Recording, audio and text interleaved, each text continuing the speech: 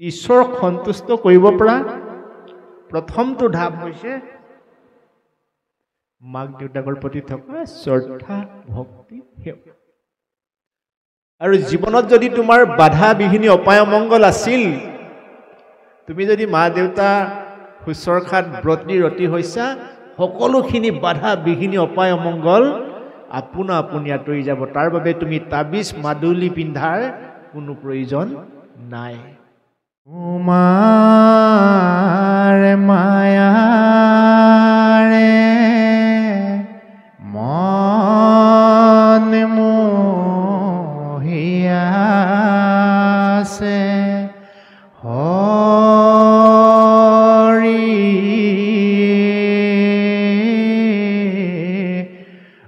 অজ্ঞান আন্ধাৰে পৰিয়া পাৰ নাপাওঁ ৰাম ৰাম। অভয় চৰণে হৰণ পখিলো, হৰি তোৱা গুণ নাম ভকতি প্ৰদীপ চাওঁ ৰাম ৰাম। তোৱা গুণ নাম ভকতি প্ৰদীপ চাওঁ ৰাম। হৰি ৰাম। কৃষ্ণ কৃষ্ণ। ইমান সুন্দৰ উপমা, ইমান সুন্দৰ উপমা। চাওকচোন, ভগৱন্তৰ মায়াৰ সেই আৱৰণটো আঁতৰাবলৈ হ'লে ভগৱন্তৰ নামেৰেই ভগৱন্তক পুজিব লাগিব। বুজি পালেনে? তোমাৰ মায়াৰে মন মোহি আছে, তোমাৰ মায়াৰে মন মোহি আছে, হৰিয়ে অজ্ঞান আন্ধাৰে পৰিয়া পাৰ। আমি অজ্ঞান আন্ধাৰত যে ডুব গৈ আছো, ইয়াৰ কাৰণটো হৈছে পৰম ব্ৰহ্ম ভগৱন্তৰ মায়াৰ প্ৰভাৱ। আৰু এই মায়াৰ পৰা আঁতৰাবলৈ, মায়াৰ পৰা যদি আমি আঁতৰিব পাৰোঁ, ওলাই আহিব পাৰোঁ, তেতিয়াহে ভগৱন্ত প্ৰাপ্তি হ'ম। তেতিয়া কি কৰিব লাগিব? অভয় চৰণে শৰণ পখিলো, হৰিয়ে দিয়া মুকটোৱা ভকতি প্ৰদীপ। যি মনুষ্যই পৰম ব্ৰহ্ম ভগৱন্তৰ ওচৰত শৰণ পখা নাই, তেওঁৰ জীৱনত কেতিয়াও মায়া দূৰ নহয়, কেতিয়াও মায়া দূৰ নহয়, কেতিয়াও মায়া। আৰু মনুষ্য বুলি কওঁতে আমাৰ এটা ভুল ধাৰণা আছে, জাত পাতক লৈ, ভাষা ভাষিক লৈ, কলা বগাক লৈ, শিক্ষা দীক্ষাক লৈ, এইবিলাকো মায়া। মহাপুৰুষ শ্ৰীমন্ত শংকৰদেৱ এই ধৰাধামত 1449 খ্ৰীষ্টাব্দৰ যেতিয়া নগাঁও জিলাৰ বৰদোৱাৰ আলিপুখুৰী নামে ঠাইত পিতৃ কুকুম্বৰ ভূঞা, মাতৃ সত্য সন্ধ্যাৰ সন্তান হিচাপে সংসাৰলৈ আহিছিল, সেই সময়ে চাৰিওফালে হিংসাৰ দাবানল আছিল। ভাষা ভাষিক লৈ, ধৰ্মক লৈ, উচ্চ নিচক লৈ, জাত পাতক লৈ। মহাপুৰুষ শ্ৰীমন্ত শংকৰদেৱে তাৰ ইমানেই নিৰ্মূল কৰিবলৈ প্ৰয়াস কৰিও তেওঁ বাৰে বাৰে ব্যৰ্থ হৈছিল। কিন্তু তেখেতে সমগ্ৰ মানৱ জাতিৰ হৈ প্ৰতিনিধিত্ব কৰিছিল। নিজৰ জীৱনৰ কথাতে তেওঁ ব্যক্তিগতভাৱে ভাবা নাছিল। সমগ্ৰ মানৱ জাতিক যদি একতাৰ দোলেৰে একেখন মঞ্চলৈ আনিব পৰা নাযায়, গতিকে মানৱীয় প্ৰমূল্যবোধ যদি মানৱৰ অন্তৰত জাগৃত কৰি দিব পৰা নাযায় তেতিয়াহ'লে পৰম ঈশ্বৰ ভগৱন্তই জীৱশ্ৰেষ্ঠ মানুহ হিচাপে আমাক সংসাৰলৈ পঠিওৱা মূল্যই বা থাকিব ক'ত? এই কথাষাৰ তেওঁ কিয় উপলব্ধি কৰিছিল? তেওঁ যিহেতু ঈশ্বৰৰ এজন অৱতাৰী পুৰুষ আছিল। মহাপুৰুষ শ্ৰীমন্ত শংকৰদেৱ ঈশ্বৰৰ অৱতাৰী পুৰুষ বুলি মানি ল'বলৈ হ'লে মাধৱদেৱৰ এটি লিখনি আমি চকু ফুৰাব লাগিব। মাধৱদেৱে বৰ্ণনা কৰিছে, ত্ৰিভুৱন বন্দন দৈৱকী নন্দন জোহৰি মাৰল কংস জগ জনতাৰণ দেৱ নাৰায়ণ শংকৰ তাকেৰি অংশ শংকৰ তাকেৰি অংশ। মহাপুৰুষ শ্ৰীমন্ত শংকৰদেৱ সেইজনৰে অংশ যিজন ত্ৰিভুৱনে যাক বন্দন কৰে, যিজনে দৈৱকী নন্দন হৈ জন্ম হৈছিলে, যিজনে কংসক বধ কৰিছিলে, যিজনে গোটেই জগতখন তাৰণ কৰে, সেইজনেই হৈছে আই লক্ষীয়ে সেৱা কৰা নাৰায়ণ। সেই দেৱনাৰায়ণেই হৈছে মহাপুৰুষ শ্ৰীমন্ত শংকৰদেৱৰ অংশ অৱতাৰ। শ্ৰী শ্ৰী মাধৱদেৱৰ লিখনিৰ পৰা এই কথাখিনি আমি গম পাইছোঁ। আৰু গতিকে সেই শ্ৰীমন্ত শংকৰদেৱে সমগ্ৰ মানৱ জাতিক একতাৰ এই নামঘৰলৈকে আহ্বান জনাইছিল। মহাপুৰুষ শ্ৰীমন্ত শংকৰদেৱেই প্ৰতিষ্ঠা কৰা এই নামঘৰ ভাগ, যি নামঘৰত কিৰাত কছাৰী খাচী গাৰো মিৰি যৱন কংক গোৱা লখম মুলুক ৰজত তুলুত কোৱাচ মিলেশ চণ্ডাল, আমি যিমানবিলাক মানুহ আছোঁ সকলো মানুহে এটা নিৰ্মল মন লৈ স্বচ্ছ ভাৱনাৰে এই নামঘৰলৈ আহিব পাৰে। গতিকে পৰমেশ্বৰ ভগৱন্তই মানুহক কলা বগা ধনী দুখীয়া চাই কৃপা নকৰে। পৰম ব্ৰহ্ম ভগৱন্তই মানুহৰ অন্তৰ পবিত্ৰতা চাইহে কৃপা কৰোণা দয়া কৰে। গতিকে ঈশ্বৰৰ কৃপা কৰোণা দয়া আমি লাভ কৰিবলৈ হ'লে আমাৰ এখন নিৰ্মল হৃদয় হ'ব লাগিব। মই কথাষাৰ আকৌ কৈছোঁ মোৰ বন্ধুসকলৰ জ্ঞাতাৰ্থে, পৰম ব্ৰহ্ম ভগৱন্তৰ কৃপা কৰোণা দয়া পাবলৈ হ'লে আমি উচ্চতাৰ ডিগ্ৰীধাৰী ধন টকা পইচাৰ কিবা গাড়ী ঘোঁৰাৰ মালিক হ'ব লাগিব এনে কোনো কথা নাই।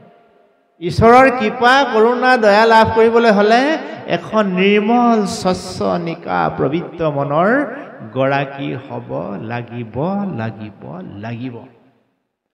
আৰু নিকা স্বচ্ছ পবিত্ৰ মনৰ গৰাকী এজন মানুহে তেতিয়াহে হ'ব পাৰিব যদি সেই মানুহজনে গুৰুৰ প্ৰতি শ্ৰদ্ধা ভক্তি থাকে। কথাখিনি মোৰ অনচসকলে বিশেষকৈ মন কৰিব, কাৰণ আমি সমাজখন ভাল কৰিব লাগিব, আমি ভাল হ'বই লাগিব। আমি ভাল হ'লেহে বিশ্ব ব্ৰহ্মাণ্ড ভালে থাকিব লাগিব। আজি আমাৰ বয়সীয়ালসকলে অধ্যয়নপুষ্ট অগ্ৰজসকলে এই তিনিদিনীয়া কাৰ্যসূচীৰে ভাগৱত আমাৰ কাৰণে আয়োজন কৰিছে। গতিকে আমি ইয়াৰ পৰা অমৃত ৰস ল'ব লাগিব। অমৃত ৰস হৈছে কি? নিৰ্মল মন কেনেকে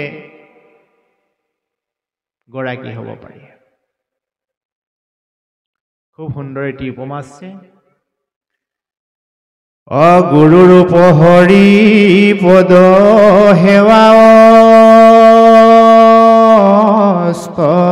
ধৰি সাৱধান হৈয়া আছে দিও কম নবৈৰী গুৰু পদ সেৱা বিনে যতে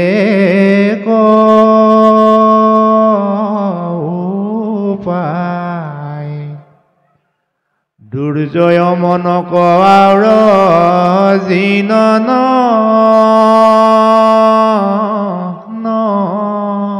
যায়। কৃষ্ণ। এই সজ্জনসকল, এটা নিৰ্মল মনৰ গৰাকী হ'বলৈ হ'লে আমি গুৰুৰ প্ৰতি শ্ৰদ্ধা ভক্তি থাকিব লাগিব।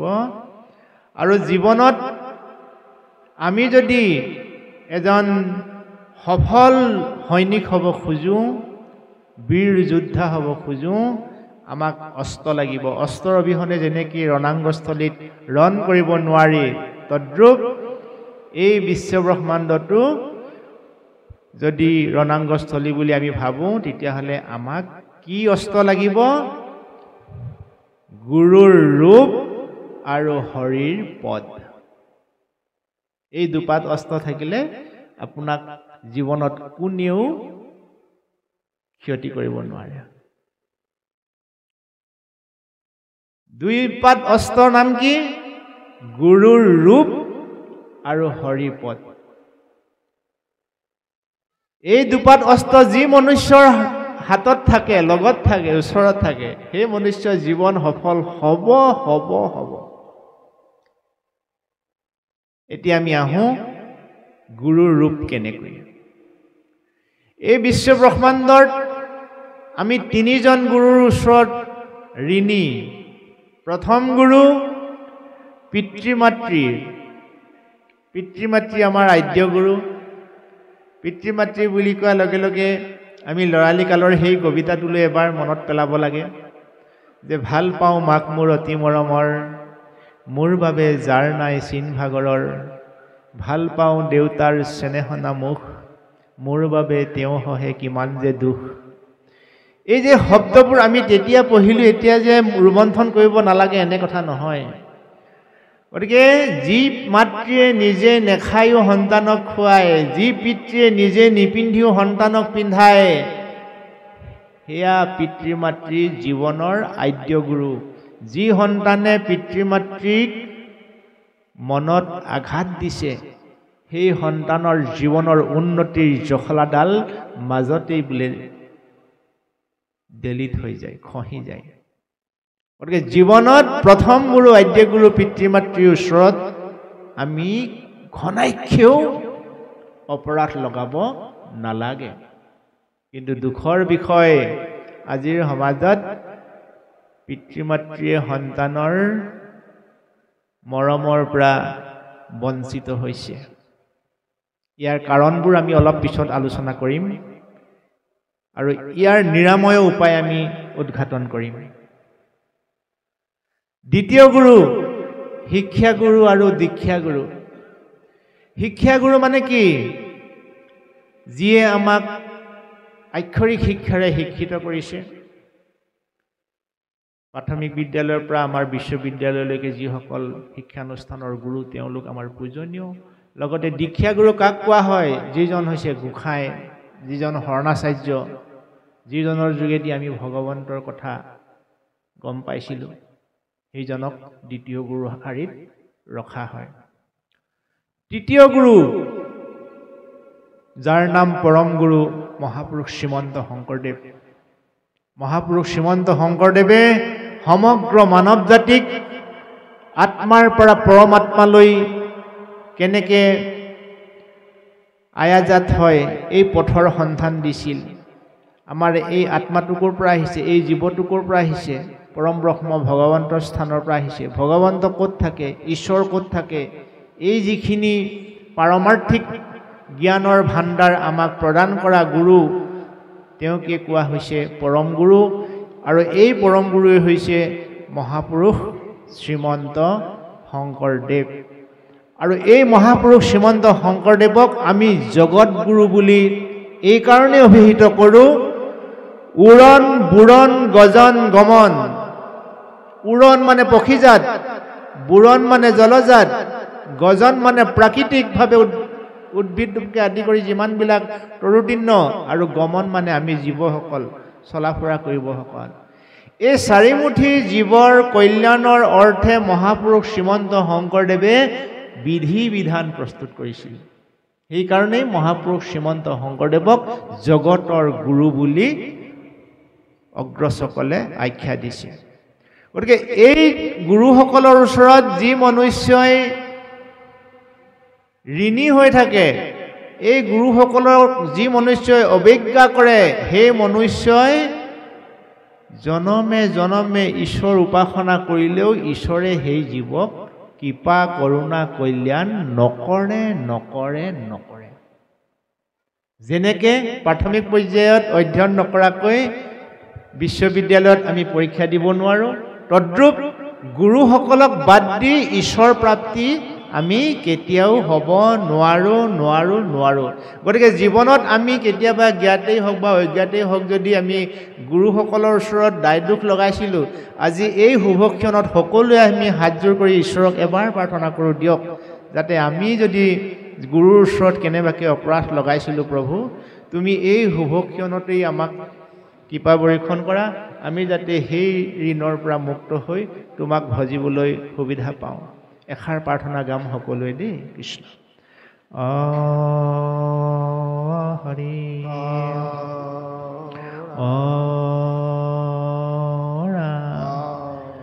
শ্ৰীমন্ত শংকৰ হৰি ভকতৰ জানা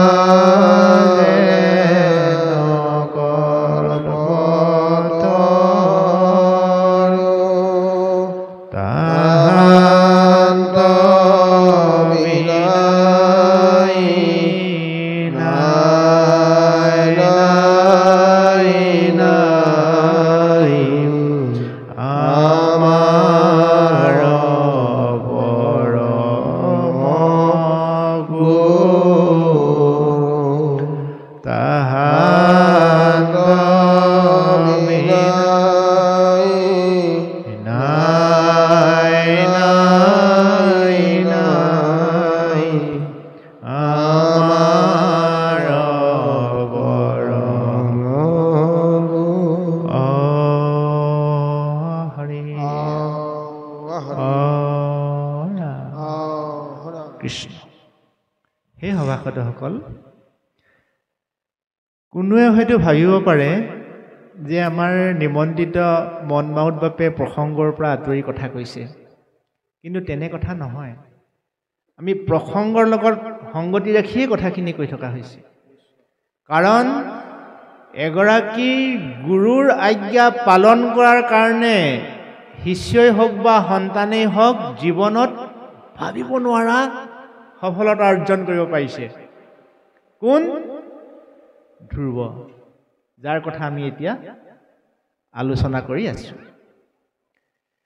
ধ্ৰুৱই নিজৰ মাতৃৰ বাক্যক ইমানেই গুৰুত্ব দিলে যে কমল নয়ন এক নাৰায়ণ পিনে তোৰৈটো দুখ খন্দাই বেক পাৰে কোনে, যদি বাঞ্চ হব পায় উত্তম সম্পত্তি ভজতেৱে ভকত বৎসল যদুপতি। এই কথাষাৰ মানে ইমানেই হৃদয়ংগম কৰিলে তেওঁ সেই প্ৰাপ্তি নোহোৱা পৰ্যন্ত তেওঁ বিচলিত নহ'ল।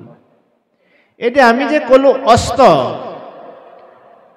জীৱনত প্ৰত্যেকজন মানুহেই ঘাত প্ৰতিঘাতৰ সন্মুখীন হৈছে। কোনোবা যদি হোৱা নাই এদিন হ'বই লাগিব, এইটো সংসাৰৰ নিয়ম। অকল সুখেই ভৰা নহয় জানিবা ধৰা, দুখো আছে সুখৰ লগত।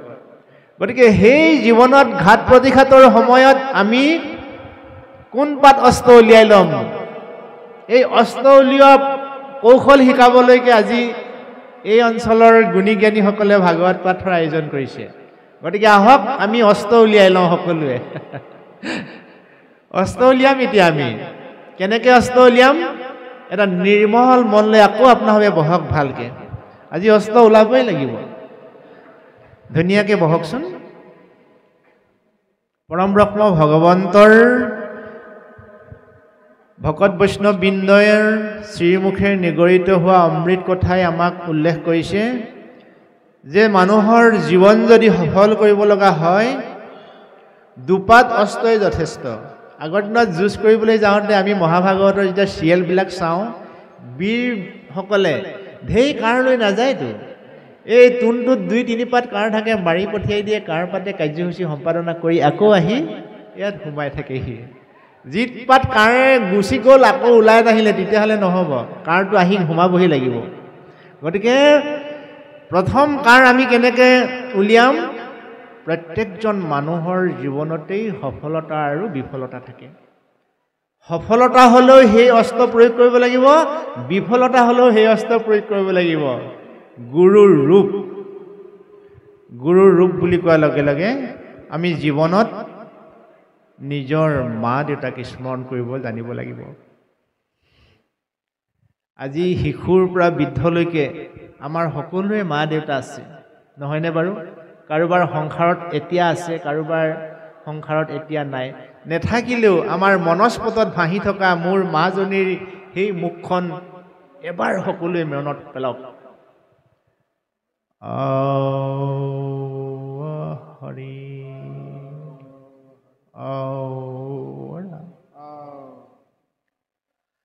মৰম হনা চাৱনীৰে জীৱনৰ সৰ্বোচ্চ জাৰি সৰ্বতো ক্ষণতেই যতন লোৱা সেইগৰাকীৰ মাতৃৰ শ্ৰীমুখ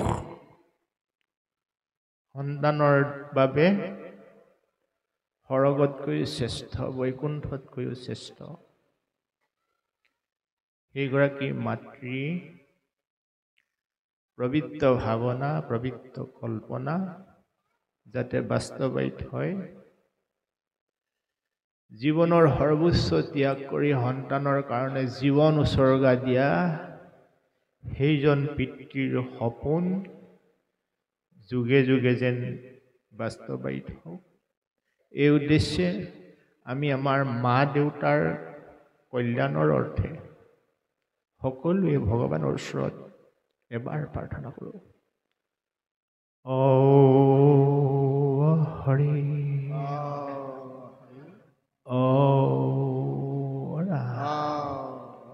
কৃষ্ণ। বোপাই, জীৱনত তোমাৰ যদি মান সন্মান যশ কীৰ্তি হৈছে,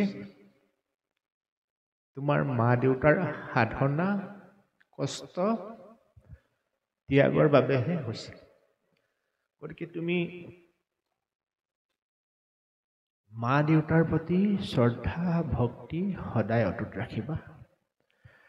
আৰু জীৱনৰ আৰম্ভণি বেলাৰ পৰা ৰাতিপুৱা শুই উঠি প্ৰথম স্মৰণ সন্তানে মাক দেউতাকক কৰিব লাগে। কাক কৰিব লাগে? যি সন্তানে বিচনাৰ পৰা উঠিয়ে মাকক মা বুলি মাতিব পাইছে। এটা প্ৰবাদ আছে, 80 বছৰলৈ বোলে আই, 80 বছৰলৈ বোলে আই, তাৰ সমান ভাগ্যৱান নাই। গতিকে মোৰ বয়স যদি 80 বছৰ হয়, মই 80 বছৰ বয়সলৈকে মই ওলাওঁতে সোমাওঁতে মা বুলি যদি মাতিব পাওঁ, আই বুলি মাতিব পাওঁ, মোৰ 80 বছৰ হ'লে মোৰ মাৰ বয়স কিমান হ'ব? 100 বছৰ। আপুনি ওলাই আছে হিচাপটো, নহয়নে বাৰু? মানে 100 বৰ্ষ গৰকা মাতৃ মই এটি সন্তান। গতিকে জীৱনৰ আৰম্ভণিত যি সন্তানে নিজৰ মাক দেউতাকক ঘৰতে পায়ো যদি অৱহেলা কৰিছে, সেই সন্তানে নামঘৰলৈ হাজাৰ হাজাৰ টকা দান দিলেও, ৰাস্তা পদূলি মঠ মন্দিৰ বনাই দিলেও সেই সন্তানৰ অৱদান নিষ্ফল। গতিকে বিশ্ব ব্ৰহ্মাণ্ডত ঈশ্বৰক সন্তুষ্ট কৰিব পৰা প্ৰথমটো ধাপ হৈছে মাক দেউতাকৰ প্ৰতি থকা শ্ৰদ্ধা ভক্তি সেৱা। আৰু জীৱনত যদি তোমাৰ বাধা বিঘিনি অপায় অমংগল আছিল, তুমি যদি মা দেউতা শুশ্ৰূষাত ব্ৰতী ৰতি হৈছা, সকলোখিনি বাধা বিঘিনি অপায় অমংগল আপোনা আপুনি আঁতৰি যাব। তাৰ বাবে তুমি তাবিজ মাদুলি পিন্ধাৰ কোনো প্ৰয়োজন নাই।